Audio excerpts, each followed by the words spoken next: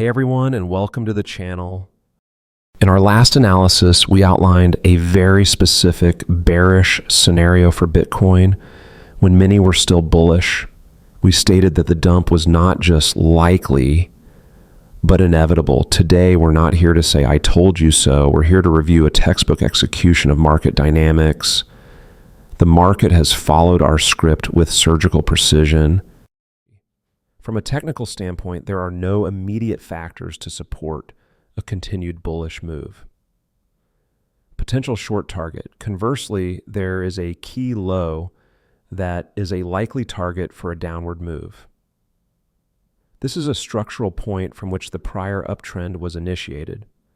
A firm candle body close below this level would signal a high probability of a move towards $113,000 and subsequently to $110,000. So what happened?